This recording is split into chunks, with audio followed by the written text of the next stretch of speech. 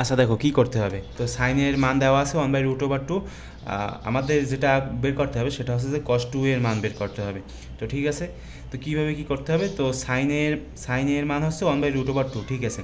তো এখন যেহেতু সাইনের সমান সমান 1/√2 দেওয়া আছে, তার মানে এ সমান সমান কত বলো তো, সাইন ইনভার্স 1/√2। তো দেখো কীভাবে ইনপুট করবা, সাইন ইনভার্স শিফটে চাপ দেবা, শিফটে চাপ দিয়ে তারপর যদি তোমরা সাইনে চাপ দাও তাহলে হবে সাইন ইনভার্স 1/√2। 1/√2 কত বলো তো, 45 ডিগ্রি। এটা কিন্তু জিরো না, এটা হচ্ছে ডিগ্রি, বড় হয়ে গেছে আর কি। তো সাইন ইনভার্স 1/√2 হচ্ছে তোমার 45 ডিগ্রি। তো ঠিক আছে, এটা এখন ক্যালকুলেটারে সেভ করা আছে, ভালো কথা। তো এখন আমাদের cos 2 এর মানটা বের করতে হবে। তো cos 2 গুণ হচ্ছে তোমার এর মানটা কিন্তু আগেই সেভ হয়ে আছে ক্যালকুলেটারে। তো সেহেতু আমি যদি অ্যান্সারে প্রেস করে যদি আমি ব্র্যাকেটটা দিয়ে দিই, ব্র্যাকেটটা দিতে পারো না দিতে পারো, সমস্যা নেই। তো এখন যদি আমি সমান প্রেস করি তাহলে দেখো উত্তরটা আসে কত বলো তো, 0।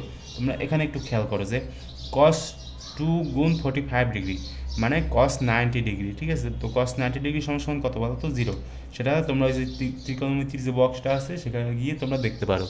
তো এভাবেই খুব সহজে এমসিকিউগুলোর যে অ্যান্সার সেগুলো তোমরা বের করে ফেলতে পারবা। ওকে।